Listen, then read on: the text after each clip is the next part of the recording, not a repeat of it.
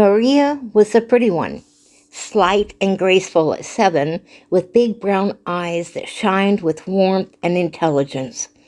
Everyone said the second grader was special, and Kathy, who was a year older, felt honored to be her friend. They lived a few doors away from each other on a side street called Archie Place. It was their whole world in 1957, a time when children played hide and seek outside instead of watching television. People didn't lock their doors in this Midwestern town because everyone knew everybody. Sycamore and its 7,000 souls felt safe on the morning of December 3rd, 1957, but the feeling wouldn't last. That first Tuesday in December started like any other for Maria Ridulph and Kathy Sigmund, with a short walk across the street to West Elementary School. It was cold, with a promise of snow in the air. After school, they went to Maria's house to cut out paper snowflakes.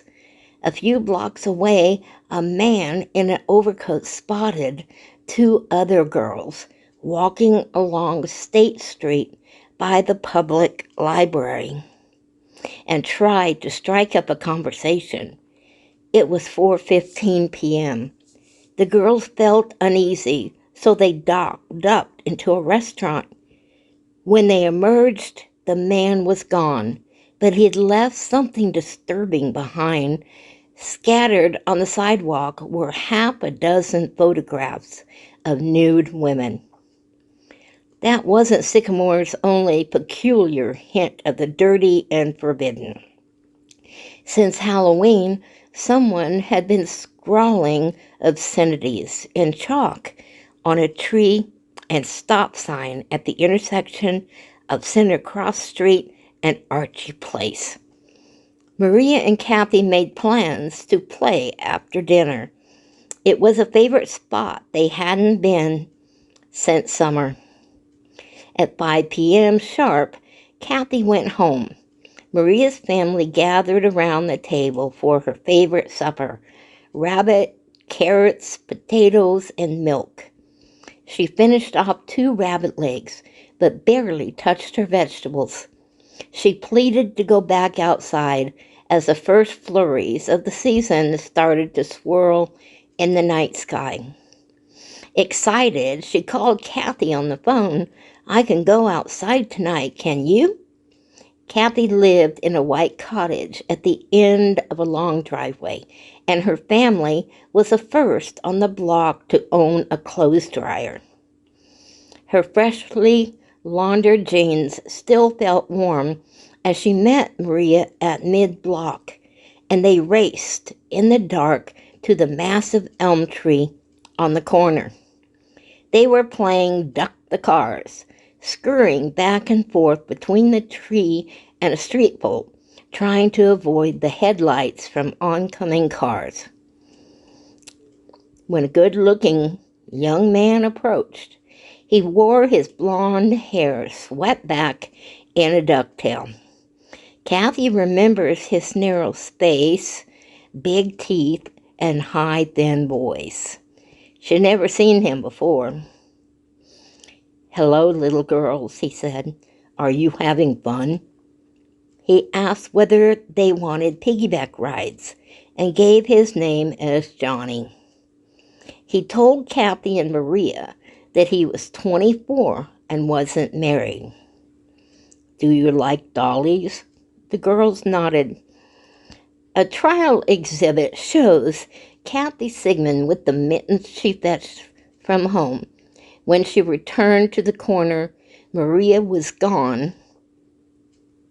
By the time these events were recalled in a Sycamore courtroom 55 years later, memories had faded and many details noted in police and FBI reports were lost in time.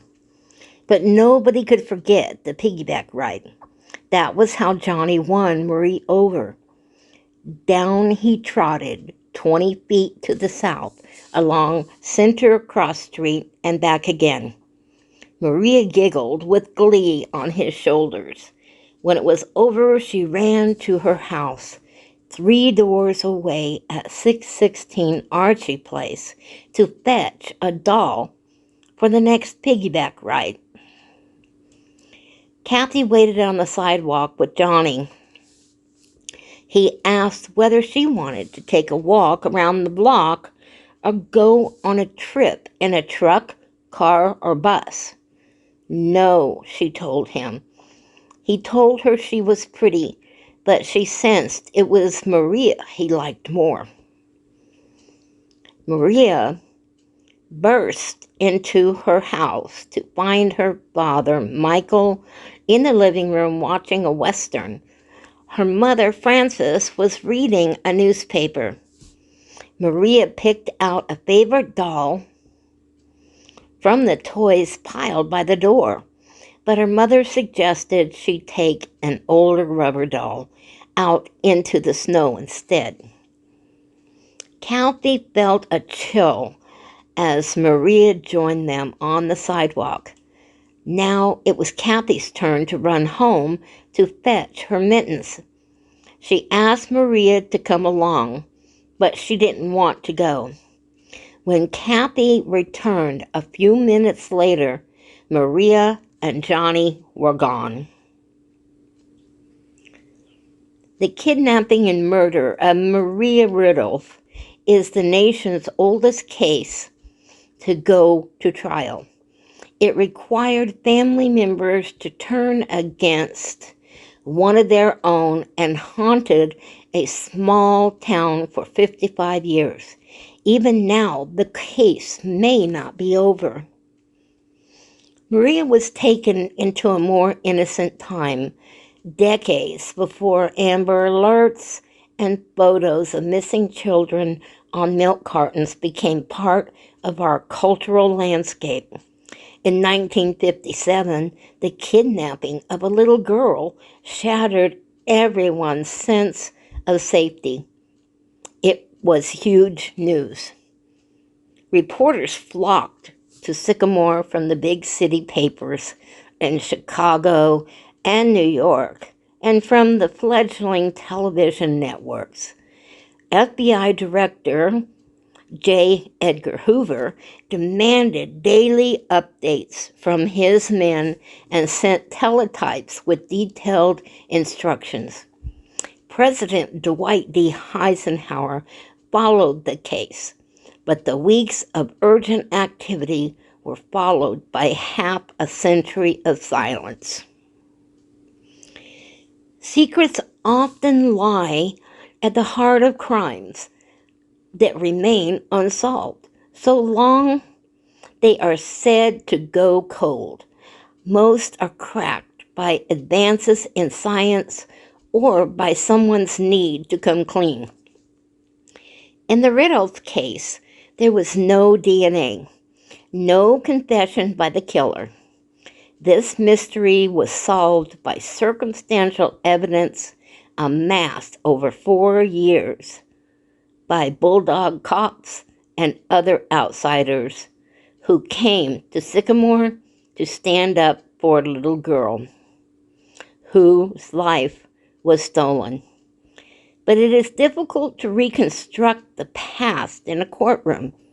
People die, memories fade, and facts can become distorted by the passage of time or shaded by personal grudges and agendas. As tough as it is to build a cold case, it may be even harder to defend one. Imagine trying to explain what you were doing a year ago. Now, imagine trying to explain what you were doing a lifetime ago.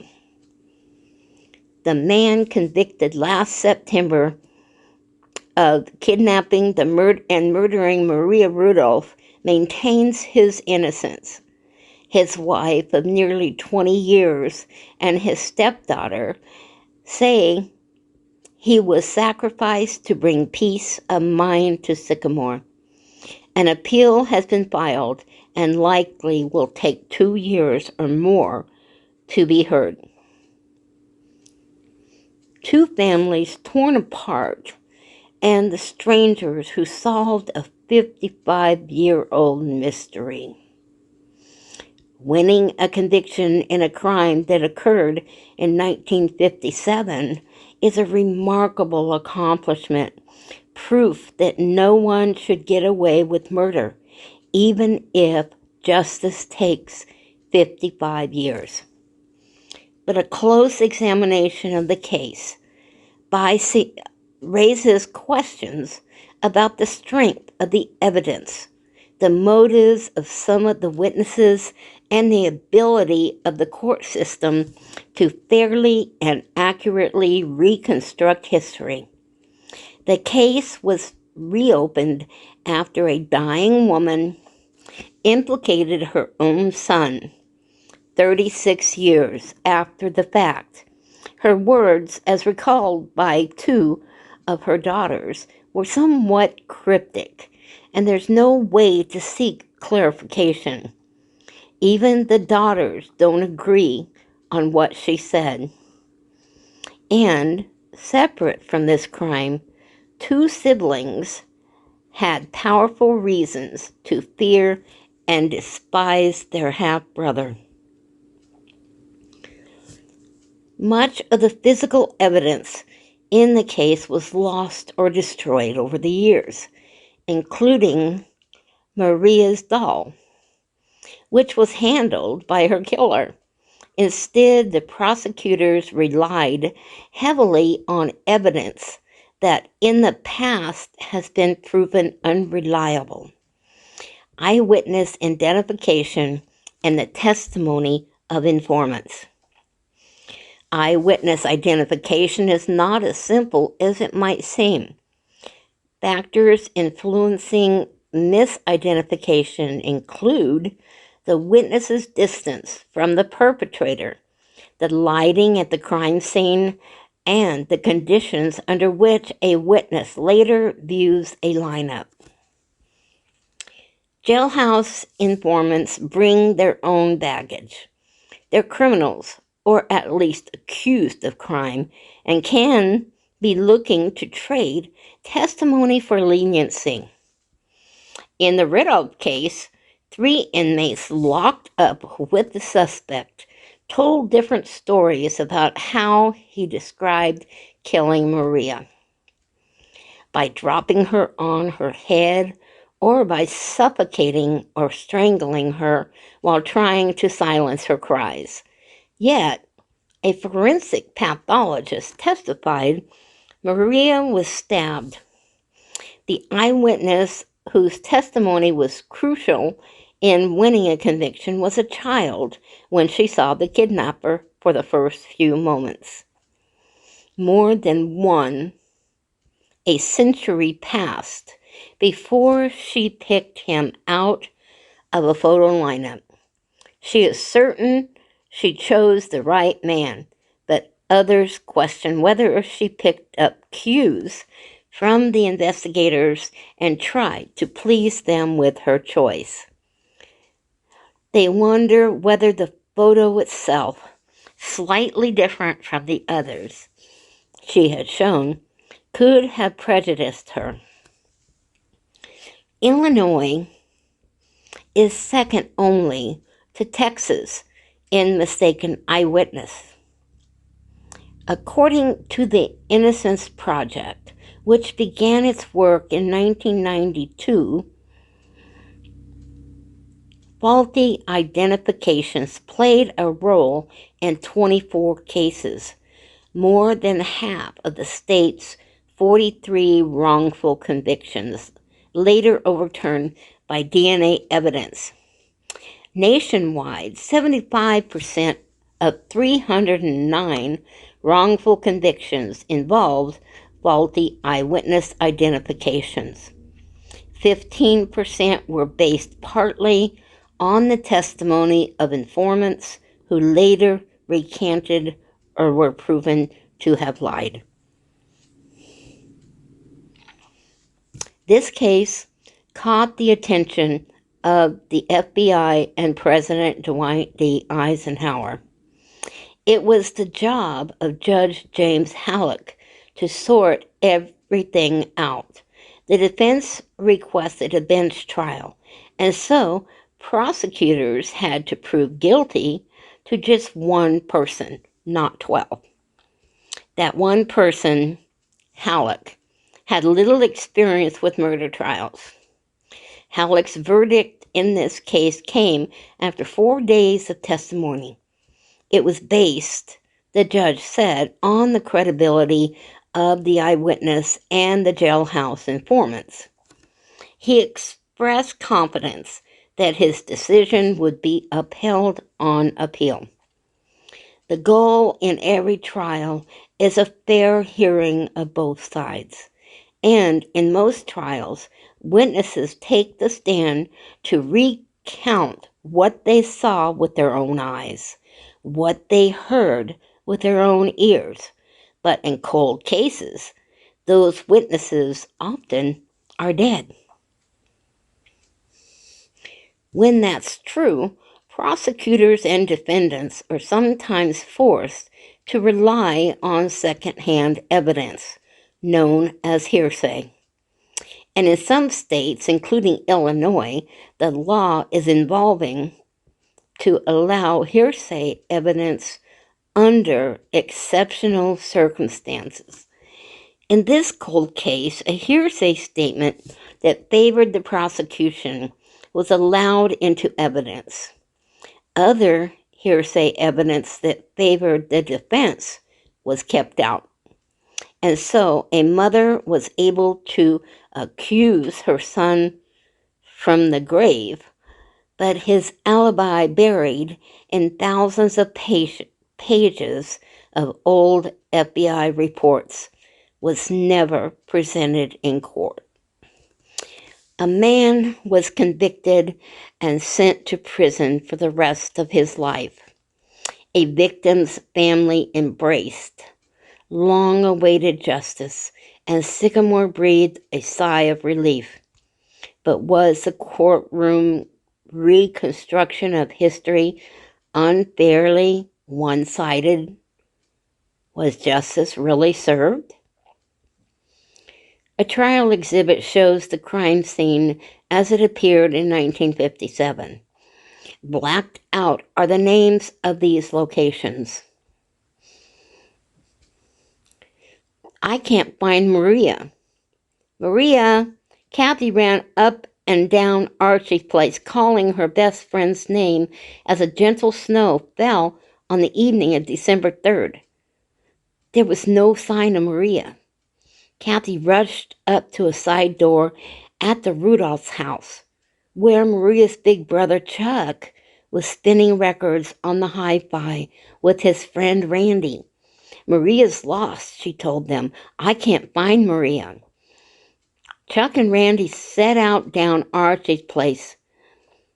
Maria!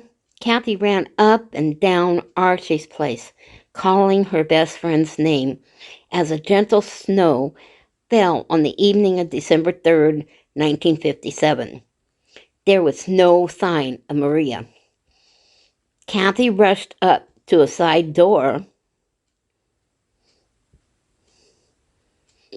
again, but no Maria.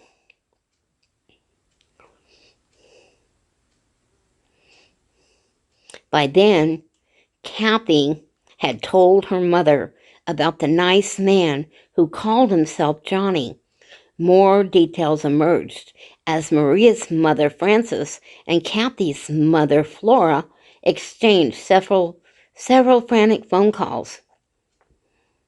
The doll Maria was carrying when she disappeared, held by police magistrate Arthur Ayres, is among the evidence that has been lost. Over the years, Maria's father was reluctant to summon police because he didn't want to be embarrassed if she had just wandered off. About a year earlier, Maria had strayed several blocks away to Elmwood Cemetery while playing. She turned up just as a search party was organized. But Frances Ridulph let worry overrule her husband. She drove to the Sycamore police station to report her daughter missing. It was 8:10 p.m. Chuck continued looking for Maria, but the 11-year-old wasn't yet sure how concerned he should be about the little sister he walked to school every morning. He traipsed down the long driveway and through a garden that opened onto a field. Then he circled back to the alley that ran behind their home, where a sense of foreboding overcame him. There, next to Ida Johnson's garage, a searcher spotted Maria's doll. That evening, men pounded on the door of 227 Center Cross Street, the home of Ralph and Eileen Tessier. Ralph ran the hardware store, and the men wanted him to open up so they could gather up flashlights and lanterns to use in the search. The Tessiers were a large family crammed into small quarters about 2 blocks from the Ridulphs. Eileen was Ralph's Irish-born war bride who sailed to the United States on the Queen Mary with her son John from an earlier marriage. Together, the couple would have 6 children: Catherine, Jeannie, Mary, Pat, Bob, Janet, and Nancy. The girls resented the way their mother seemed to favor John. At 18, he was artistic, a bit of a dreamer. He seemed to get a pass with her even when he screwed up. He was expelled for pushing a teacher and calling her an unsavory name. But in their mother's eyes, he could do no wrong. Ralph Tessier, who had just arrived home from picking up 12-year-old Catherine at a 4-H social, joined the men in the search that night. Eileen headed to the armory, where the women were making sandwiches and coffee for the searchers. Before they left, the couple locked the front door. Even though the key had been lost for years, the back door didn't lock at all, so Ralph jammed it shut with a board. The girls huddled with Bob inside. They'd have to let their parents back in when returned. They said they saw no sight of John. In the days to come, police would knock on the door and question Eileen Tessier about the events of December 3rd. The older girls stood back and listened as their mother told the officer something they knew wasn't true. John was home all night.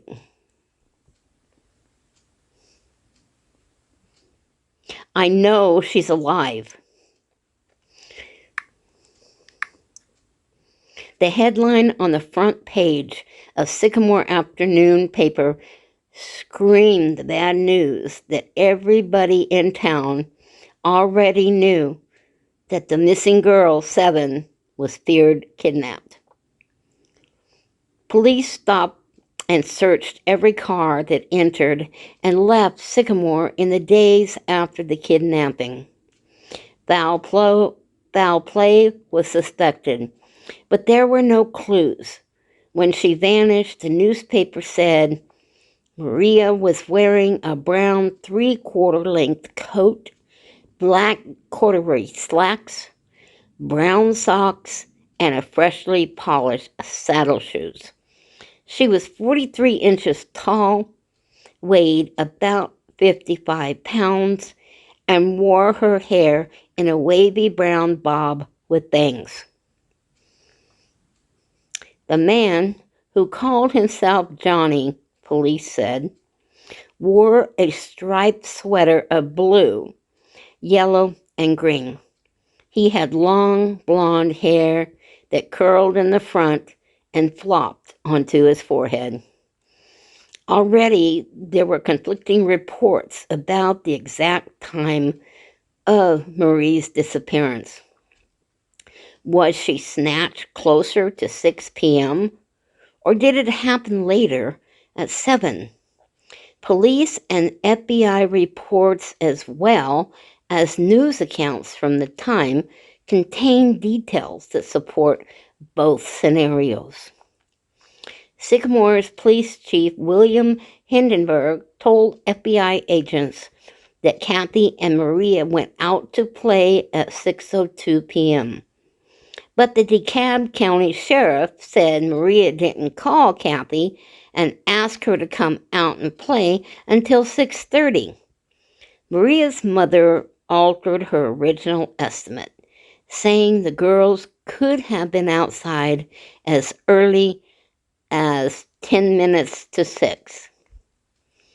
When the case was reopened half a century later, every minute would matter. As the days passed, Maria's mother pleaded with the kidnapper for her daughter's safe return. Quote, God makes mistakes. We would too. Frances Ridulph, 44, said, using the media to send a message to whoever might have her daughter. Maria was nervous, she said, a nail-biter who could quickly become hysterical if things didn't go her way. Maria would make a noise if something seemed wrong, her mother said, and no kidnapper would put up with that for long.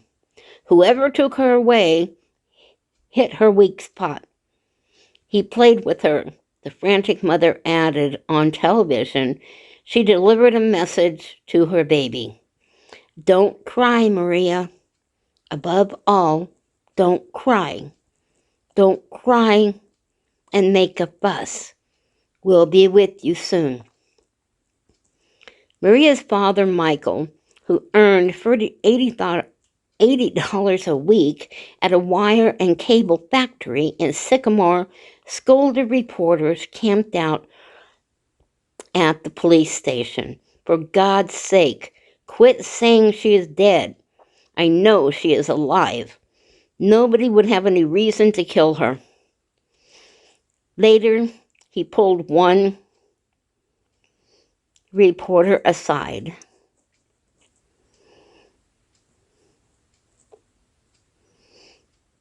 I want fathers to help look for my little girl. Chuck Ridulph accompanied his dad to the fire station on the morning of December 4th and was assigned to a search team. Hundreds of people fanned out over the fields surrounding Sycamore. Others opened car trunks and cellar doors. People were even carrying guns, he recalled, in a neighborhood called Johnson's Greenhouse, where new streets were going in. Chuck was asked to climb down a manhole because he was the only one in the search party small enough to fit. Later, searchers joined hands as they walked in a line through the frozen cornfields, where Sycamore High School now stands. They found a gunny sack of abandoned kittens, and that unnerved Chuck. Other searchers discovered a torn, bloody petticoat in a farm field, but it was not Maria's. 2 FBI agents took up residence in the Ridulph's parlor. A half-dozen crop dusters and military planes circled the sky, searching. The J-11 Roping Club sent riders out on horseback. Local police with bullhorns urged residents to keep their porch lights on and report anything suspicious. The Illinois State Police set up half a dozen roadblocks. Railroad cars, motel rooms, and the bus station were searched, as was every house in Sycamore. Maria's doll and blue hairbrush were shipped off to the FBI lab near Washington for analysis. So were her school books, a toy oven, a tin saxophone, and records of songs such as Three Little Kittens and The Farmer in the Dale. They bore witness to a childhood interrupted. Her little friend, Kathy Sigmund, found herself under 24-hour police guard. The family doctor checked her for signs of sexual molestation. The newspapers ran a picture of Kathy showing off her mittens and pointing to the corner where Maria was snatched. Kathy spent hours poring over mugshots of ex-cons and what police called known perverts. Reports and flashing camera bulbs that appeared every time she was escorted to a police lineup. At first, she enjoyed the attention, but as the case dragged on, she felt exposed, like she was being put on display. She recalls her mother bending down, placing her hands on her shoulder, and looking her square in the eyes. Remember his face, Kathy. You have to remember his face because you are the only one who can catch him. You are the only one who knows what he looks like. There was no ransom note, no phone call from the kidnapper. Authorities believed Maria's abductor had a twisted motive. He was a sexual predator. The police chief was certain nobody from Sycamore would do such a thing. It had to be the work of a trucker or someone else passing through. The FBI wasn't so sure, as its investigation revealed there was no shortage of potential suspects in town.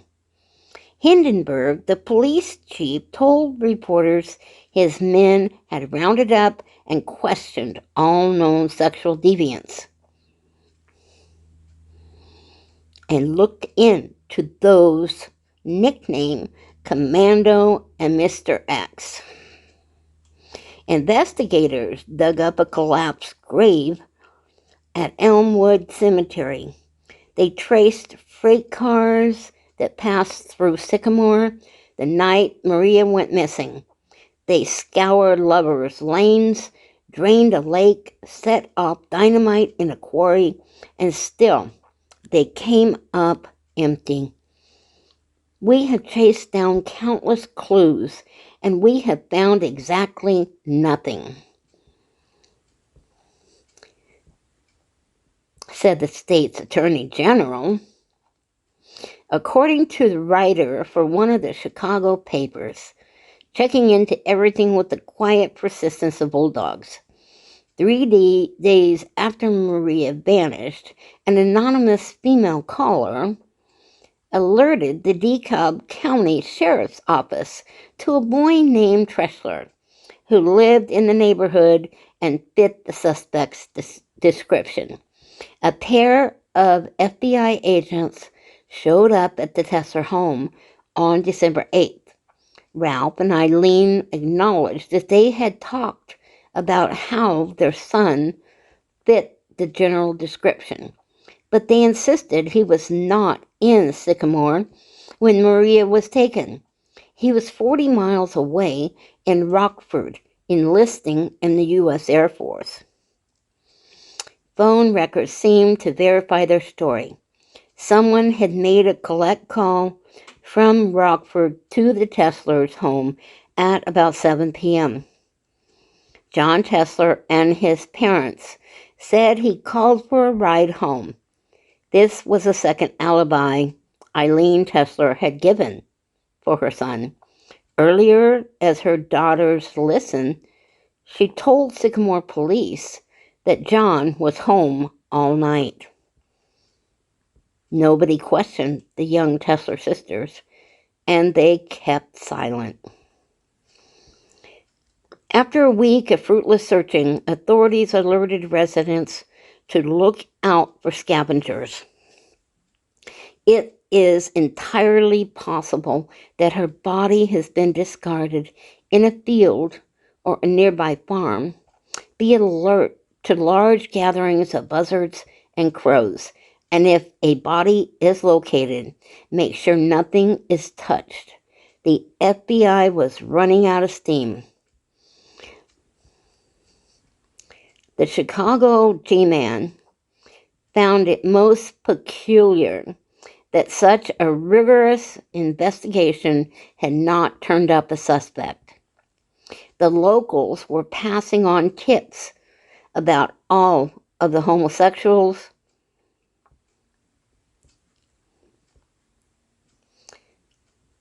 when the FBI was looking for sex deviants of a different kind. The supervisor wrote in the perjunctory and politically incorrect language of 1957. Agents were hampered by the sheer volume of leads. Adding to this observation, I have never seen as small a city as Sycamore with such a large volume of these unusual individuals. Hoover urged them to keep going. This case must receive continuous, aggressive, imaginative, and investigative attention. The best evidence they had was Kathy's story. Some of the details varied, but does Johnny have a missing tooth or a gap in his teeth? But she never wavered on the core facts. An agent described her as the most completely matured girl I have ever seen, seemingly fearless during questioning and police lineups. She has remained steadfast, he reported, even though the FBI's bulldogs have ridden her heart. Maria's family held out hope that she would come home by Christmas. It was a somber holiday season in Sycamore. The local newspapers carried front-page stories about the Ridulphs, including a large photo of Maria's family sitting by their Christmas tree. Her mother had bought a typewriter for Maria and wrapped her other gifts.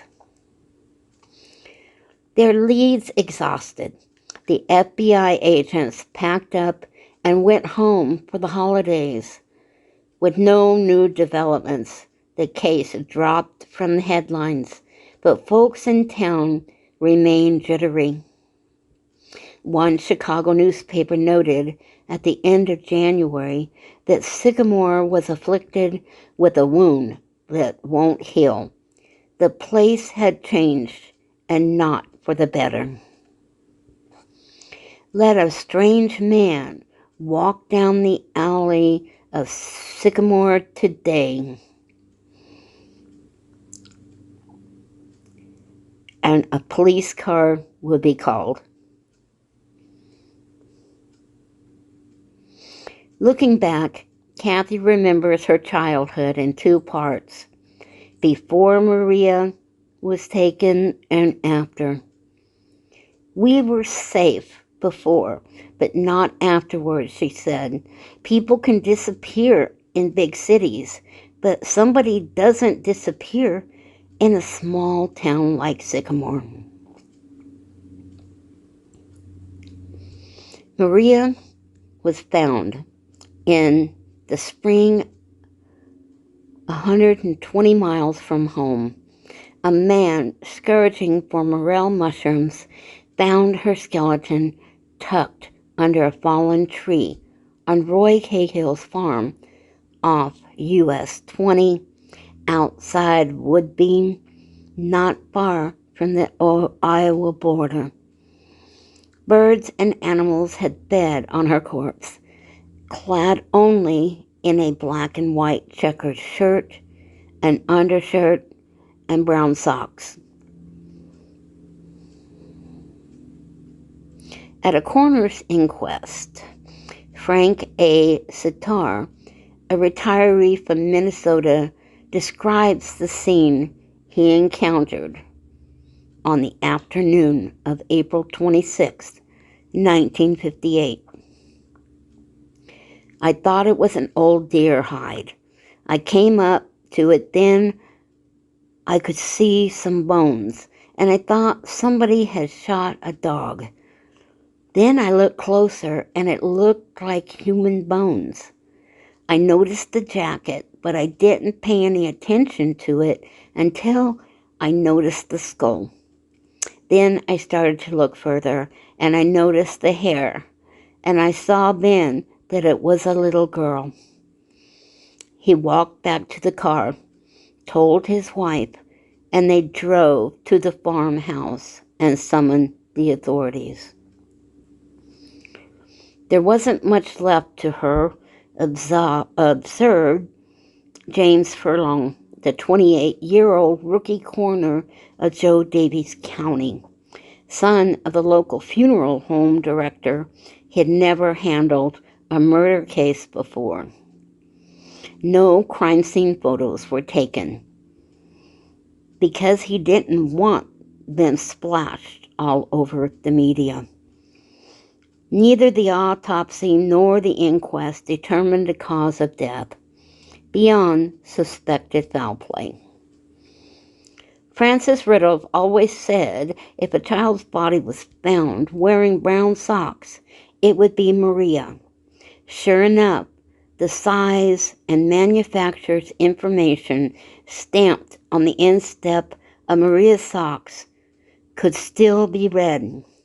Her mother, touched by the patch she had sewn on the back and white flannel shirt, recognizing the material. Dental records confirmed what the family already knew. Maria was laid to rest in a small white casket on a warm spring day. An overflow crowd, at least 300, filled the Evangelical Lutheran Church of St. John. Her friend Kathy was there, under police guard. Maria was remembered as a bright little girl who had perfect attendance at Sunday school. This little girl has entered into everlasting peace, probably on the night she was taken, said Reverend Goins. Maria was taken out of life through unusual circumstances, but nothing could deprive her of God-given salvation. The church organist played Jesus Loves Me. It was Maria's favorite hymn. The disappearance and death of her best friend never left Kathy. Nothing could fill the space where Maria once was. The games, the laughter, the shared secrets. She was left with survivor's guilt and the social stigma of being connected to a notorious crime. It robbed me of my childhood, she said recently. I was labeled, I was the girl who was with Maria. A lot of parents wouldn't let their girls play with me. They were afraid he'd come back and take their child. I couldn't wait to get out of Sycamore. It bothered me my whole life. Why he took her and not me. For years I would ask myself, was she prettier than I was? Kathy's family moved away from Archie's place in 1961 to a subdivision on the outskirts of town. When a young man named Mike Champman met her at a bowling alley, his mother tried to talk him out of dating her.